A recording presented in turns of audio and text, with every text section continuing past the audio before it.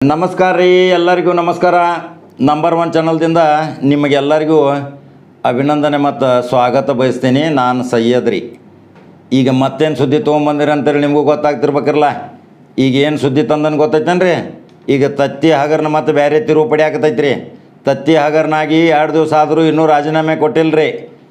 ಯಾರೂ BJP ಅವರು ಬಾಯಿ ಬಿಚ್ಚಾಕ ತಯಾರಿಲ್ಲ, ತುಟಿ ಪೆಟ್ಟಕ್ಕೆ ಅನ್ನಕ್ಕೆ ತಯಾರಿಲ್ಲ. ಯಾಕಂದ್ರೆ ಎಲ್ಲರೂ ಭ್ರಷ್ಟಾಚಾರಕ್ಕೆ ಕೂಡ್ಯಾರ ಕಾಯ್ತ್ರಿ. ಅದಕ್ಕೆ ಉಮಾಶ್ರೀ ಒಂದು ಮಾತು ಹೇಳಿದ್ರು ನೋಡ್ರಿ ನಿನ್ನೆ, ನಾವೆಲ್ಲ ವ್ಯಾಪಾರಕ್ಕೆ ಬಂದವ್ರು ಅಂತೇಳಿ ಅಮಿತ್ ಶಾ ಹೇಳಿದ್ದಂತ್ರಿ. ನಾವು ವ್ಯಾಪಾರಕ್ಕೆ ಬರೋವ್ರ, ಸರ್ಕಾರ ರಚನೆ ಮಾಡಿ ಬಡವ್ರು ಸುಧಾರಣೆ ಮಾಡೋಕ್ಕೆ ಬರೋದಿಲ್ಲ. ನಾವು ವ್ಯಾಪಾರಕ್ಕೆ ಮಾಡೋರು. ಈಗ ಮತ್ತೊಂದು ಹೊಸ ಸುದ್ದಿಗೆ ಬರ್ತಾನೆ ನೋಡ್ರಿ. ಈಗ ನೋಡ್ರಿ ಈ ಸುದ್ದಿ ಹೆಂಗೈತಿ. ನೀವು ಉತ್ತರ ಕರ್ನಾಟಕದಾಗ ಮತ್ತು ಕರ್ನಾಟಕದಾಗ ಇಲ್ಲಿ ಗೋಕಾಕ್ ತಾಲೂಕು ಈಗ ಮೂಡಲಗಿ ತಾಲೂಕು ಆಗೈತಿ ರೀ. ಗೋಕಾಕ್ ತಾಲೂಕಿನಾಗ ಈಗ ಮೂಡಲಗಿ ಒಂದು ತಾಲೂಕು ಆಗೈತಿ. ಆ ತಾಲೂಕಿನಾಗ ಒಬ್ಬ ಭೀಮಪ್ಪ ಗುಂಡಪ್ಪ ಗಡಾದ್ ಅಂಥೇಳಿ ಮಾಹಿತಿ ಹಕ್ಕು ಹೋರಾಟಗಾರ ಹೆಸರು ಕೇಳ್ಯಾರ ನೀವು? ಆ ಹೆಸರು ಕೇಳ್ಬೇಕಾದ್ರೆ ಏನು ಮಾಡ್ಬೇಕು ಗೊತ್ತೈತೇನ್ರಿ ನೀವು? ವಿಧಾನಸೌಧದಾಗ ಹೋಗಿ, ವಿಕಾಸಸೌಧದಾಗ ಹೋಗಿ ಸಾವಕಾಶ ಭೀಮಪ್ಪ ಗುಂಡಪ್ಪ ಗಡಾದ್ ಅಂತೇಳಿ ಆವಾಜ್ ಮಾಡ್ರೆ 7 ಸಲ ಆವಾಜ್ ವಾಪಸ್ ಬರ್ತೈತ್ರಿ. ಹೆಂಗೆ ಗೋಳು ಗುಮ್ಮಟದಾಗ ಬರ್ತೈತಿರಲ್ಲ, ಆದಿಲ್ ಶಾ ಕಟ್ಟಿದ್ದು ಬಿಜಾಪುರದಾಗ ಗೋಳು ಗುಮ್ಮಟದಾಗ ಹೆಂಗೆ ಆವಾಜ್ ಬರ್ತೈತೆ ನೋಡ್ರಿ. ಭೀಮಪ್ಪ ಗುಂಡಪ್ಪ ಗಡಾದ್ ಅಂತ ಹೋದ್ರಿ 7 ಸಲ ಭೀಮಪ್ಪ ಗುಂಡಪ್ಪ ಗಡಾದ್, ಭೀಮಪ್ಪ ಗುಂಡಪ್ಪ ಗಡಾದ್ ಅಂತ ವಾಪಸ್ ಬರ್ತೈತ್ರಿ. ಹಂಗೆ ಭ್ರಷ್ಟ ಮಾಡೋರ್ನ, ಈ ಏನು ಸರ್ಕಾರದ ಹಣ ತುಡುಗು ಮಾಡೋರ್ನ ಗಬಕ್ಕಣ ಹಿಡ್ಯಾವಂದ್ರೆ ಭೀಮಪ್ಪ ಗುಂಡಪ್ಪ ಗಡಾದ್ ಸಮಾಜ ಚಟುವಟಿಕೆನೂ ಮಾಡ್ತಾನೆ ರೀ. ನೊಂದವ್ರ ಕಣ್ಣೀರು ಒರೆಸ್ತಾನ, ಜನರ ಜೊತೆ ಬೆರೆತಿರ್ತಾನೆ. 56,000 ಓಟು ತೊಗೊಂಡಾನ ರೀ ಅರಮಾಮಿ ಕ್ಷೇತ್ರದಾಗ. ಅದೇನು ಸಾಮಾನ್ಯ ಅಲ್ರಿ. ಅವ ಒಬ್ಬ ಗಂಡ ಮೆಟ್ಟಿನ ಕಿತ್ತೂರ ಈ ನಾಡಿನ್ಯಾಗ ಹುಟ್ಟ್ಯಾನ್ರಿ. ಅವ ಏನು ಮಾಡಕ್ಕೆ ಹೊಂಟಾನ ಗೊತ್ತೈತೇನ್ರಿ? ಈಗ ತತ್ತಿ ಪ್ರಕರಣ ಭಾಳ ಸೀರಿಯಸ್ ತೊಗೊಂಡಾನ ರೀ. ಅವ ಯಾಕೆ ಸೀರಿಯಸ್ ತೊಗೊಂಡಾನಂದ್ರೆ ಅವಂಗೆ ವಿಧಾನಸಭಾ ಮತ್ತು ವಿಕಾಸಸೌಧ ಮತ್ತು ಇದು ಕರ್ನಾಟಕ ರಾಜ್ಯದ ಎಲ್ಲ ಡಿಪಾರ್ಟ್ಮೆಂಟ್ ಮತ್ತು ಎಲ್ಲ ಮಂತ್ರಿಗಳದ ಜನ್ಮ ಚರಿತ್ರೆ ಐತ್ರಿ ಅವನ ಕಡೆ. ಅದು ಹೆಂಗಂತೀರಿ? ಅವೇನ ಕಲಿಯಾಕೆ ಹೋಗಿದ್ದೇನ್ರಿ ಅದ್ರ ಬಗ್ಗೆ? ಇಲ್ರಿ. 30 ವರ್ಷ ರಾಜ್ಯದ ಒಂದು ಸಂಪುಟ ದರ್ಜೆಯ ಕ್ಯಾಬಿನೆಟ್ ಮಂತ್ರಿ ಆಪ್ತ ಕಾರ್ಯದರ್ಶಿ ಇದ್ರಿ. 2 ಮಂತ್ರಿಗಳ ಕಾರ್ಯದರ್ಶಿ ಇದ್ದ, ಸ್ಪೀಕರ್ವರೆಗೆ ಕಾರ್ಯದರ್ಶಿ ಇದ್ದ. ಅದೆಲ್ಲ ನಿಮಗೆ ಗೊತ್ತೈತಿ, ಅದನ್ನೇನು ಹೇಳೋದು ಅವಶ್ಯಕತೆ ಇಲ್ಲ.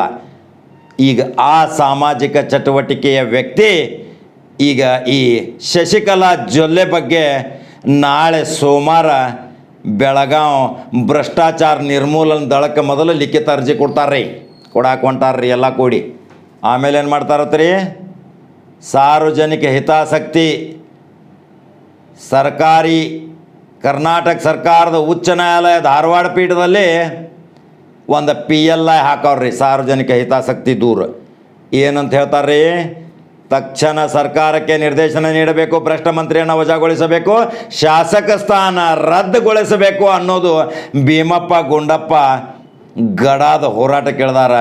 ಯಾವಾಗಲೂ ಕರ್ನಾಟಕದಾಗ ಭೀಮಪ್ಪ ಗುಂಡಪ್ಪ ಗಡಾದ ಮಾಹಿತಿ ಹಕ್ಕಿನಾಗ ಏನಾರೇ ಒಂದು ಅರ್ಜಿ ಹಾಕಿದ್ರೆ ಅದು ಅಟಮ್ ಬಾಂಬ್ ರೀ, ಸುನಾಮಿ ಹಾರಿದಂಗೆ ಹಾರ್ತೈತ್ರಿ ಅದು.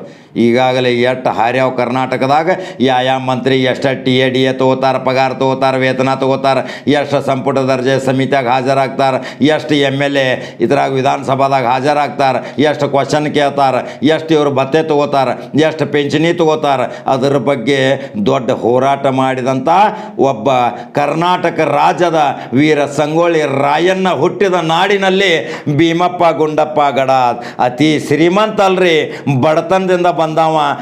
ಬಡತನದಾಗ ನಾ ಏನೇನು ಮಾಡ್ಯಾನ ಅನ್ನೋದು ನಮ್ಮ ಜೊತೆ ಏನು ಮಾತಾಡ್ಯಾನ ನೋಡ್ತಾರೆ ಅನ್ನೋದನ್ನು ಸ್ವಲ್ಪ ಅದನ್ನು ನೋಡ್ರಿ. ಹಂಗಾದ್ರೆ ಇನ್ನು ಶಶಿಕಲಾ ಜೊಲ್ಲೆನ ಮಾತ್ರ ಭೀಮಪ್ಪ ಗುಂಡಪ್ಪ ಗಡಾದ್ ಮಾಹಿತಿ ಹಕ್ಕು ಹೋರಾಟಗಾರ ಯಾವಾಗ ಕೈ ಹಾಕ್ಯಾನಂದ್ರೆ ಅದು ಬಿಡಾಕ ಸಾಧ್ಯ ಇಲ್ರಿ. ಅದು ಬಿಡೋ ತನಕ ಅವ್ನು ನಿದ್ದೆನ ಮಾಡೋದಿಲ್ರಿ. ಎಂತೆಂಥ ಹುಲಿಗಳನ್ನ ಹೆದರಿಸಿದಂಥ ಭೀಮಪ್ಪ ಗುಂಡಪ್ಪ ಗಡಾದ್ ಇವತ್ತು ನಾಳೆ ಹೈಕೋರ್ಟ್ ಮತ್ತು ಭ್ರಷ್ಟಾಚಾರ ನಿರ್ಮೂಲನಾ ದಳಕ್ಕೆ ಲಿಖಿತ ಅರ್ಜಿ ಸಲ್ಸ್ಯಾನ. ತತ್ಯಾಗ ಏನೇನು ಗೋಲ್ಮಾಲಾಗೈತಿ, ತತ್ತಿ ಎಟ್ಟು ಮಾರಾಟ ಆಗ್ಯಾವ, ತತ್ತಿ ಎಟ್ಟು ಉಳಿದಾವ, ತತ್ತಿ ಕೊಡಲ್ದನ ಬಿಲ್ ಎಟ್ಟು ಹೋಗ್ಯಾವ, ಇನ್ನು ಎಲ್ಲ ಹೋಳಿಗೆದಾಗಿಂದ ಹೂರನ್ನು ಹೊರಗೆ ಬರುವಂಗೆ ಭೀಮಪ್ಪ ಗುಂಡಪ್ಪ ಗಡಾದ್ ಹೋರಾಟಕ್ಕೆ ಇಳ್ದಾನ. ಅವನ ಹೋರಾಟ ಯಶಸ್ವಿ ಯಶಸ್ವಿ ಆಗ್ಬೇಕಂತೇಳಿ ಎಲ್ಲರೂ ಲೈಕ್ ಮಾಡಿರಿ, ನಂಬರ್ 1 ಚಾನಲ್ ಫಾಲೋ ಮಾಡಿರಿ, ಶೇರ್ ಮಾಡಿರಿ, ಇಂಥ ವ್ಯಕ್ತಿಗೆ ಬೆಂಬಲ ಮಾಡಿರಿ. ಯಾಕೆ ಮಾಡ್ಬೇಕ್ರಿ? ಭ್ರಷ್ಟಾಚಾರ ವಿರೋಧಿ ಹೋರಾಟ ಯಾವ ಮಾಡ್ತಾನೆ ಅವಂಗೆ ಎಲ್ಲರೂ ಬೆಂಬಲ ಮಾಡಿರಿ. ಅದಕ್ಕೆ ನಾ ಈ ಭಾಷೆದಾಗಿದ್ದಾನೆ ಭಾಳ ಸ್ವಾರಸ್ಯಕರವಾಗಿ ಹೇಳಕತ್ತೀನಿ. ಇದು ನಿಮಗೆ ವಿಡಿಯೋ ಚಲೋ ಅನಿಸ್ತಂದ್ರೆ ನಮ್ಮ ಕಮೆಂಟ್ ಬಾಕ್ಸ್ದಾಗ ನಿಮ್ಮ ಅನಿಸಿಕೆ ತಿಳಿಸ್ರಿ. ಆಮೇಲೆ ಲೈಕ್ ಮಾಡಿರಿ, ಫಾಲೋ ಮಾಡಿರಿ, ಯೂಟ್ಯೂಬ್ದಾಗೂ ಬರ್ತೈತ್ರಿ, ಅಲ್ಲಿಯೂ ಸಬ್ಸ್ಕ್ರೈಬ್ ಮಾಡಿರಿ, ಬಲಗಡೆ ಗಂಟೆ ಬಾರಿಸ್ರಿ.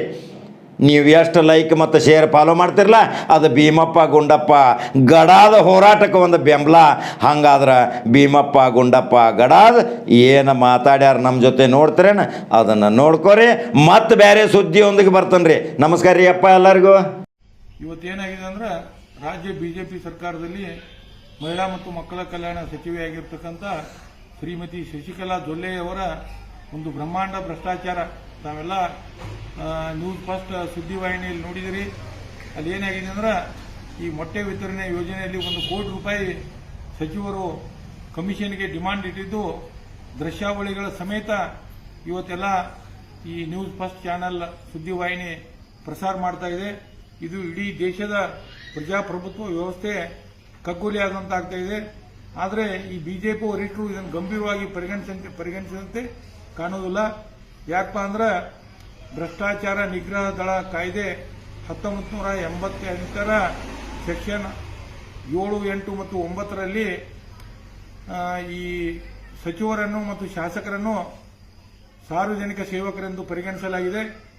ಇಂಥ ಸಾರ್ವಜನಿಕ ಸೇವಕರು ಲಂಚಕ್ಕೆ ಬೇಡಿಕೆ ಇಡುವುದಾಗಲಿ ಅಥವಾ ಲಂಚ ತೆಗೆದುಕೊಳ್ಳಕ್ಕೆ ಪ್ರೇರಣೆ ಕೊಡುವುದಾಗಲಿ ಶಿಕ್ಷಾರ್ಹ ಅಪರಾಧವಿದೆ.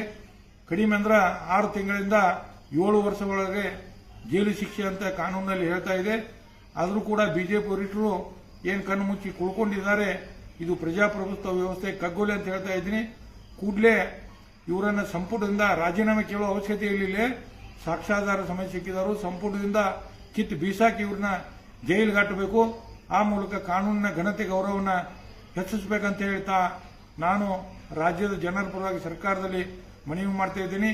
ಇಲ್ಲಿ ಒಂದು ಮಾತನ್ನ ಈಗಿನ ಎಲ್ಲ ರಾಜಕಾರಣಿಗಳಿಗೆ ನಾನು ನೆನೆಸಿಕೊಡುವಂತಹ ಪ್ರಯತ್ನ ಮಾಡ್ತಾ ಇದ್ದೀನಿ.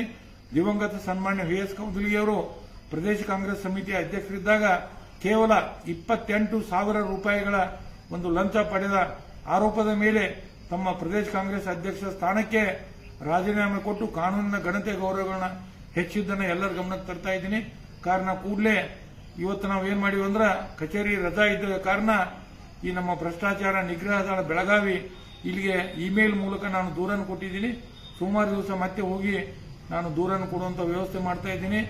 ರಾಜ್ಯಪಾಲರಿಗೆ, ಸರ್ಕಾರದ ಮುಖ್ಯ ಕಾರ್ಯದರ್ಶಿಗಳಿಗೆ ಕೂಡ ದೂರು ಕೊಟ್ಟಿದ್ದೇನೆ. ಒಂದು ವೇಳೆ ಇವರು ಏನಾದರೂ ಕಾನೂನು ರೀತಿ ಕ್ರಮ ತೆಗೆದುಕೊಳ್ಳದೆ ಇದ್ದಲ್ಲಿ ನಾನು ಅನಿವಾರ್ಯವಾಗಿ ರಾಜ್ಯ ಉಚ್ಚ ನ್ಯಾಯಾಲಯದಲ್ಲಿ ಸಾರ್ವಜನಿಕ ಹಿತಾಸಕ್ತಿ ಅರ್ಜಿ ದಾಖಲಿಸ್ತೇನೆ ಅಂತ ಹೇಳಿಕೆ ಬಯಸ್ತಾ ಇದ್ದೀನಿ. ಭೀಮಪ್ಪ ಗಡಾದ್, ಮಾಹಿತಿ ಹಕ್ಕು ಕಾರ್ಯಕರ್ತ, ಮೂಡಲಗಿ.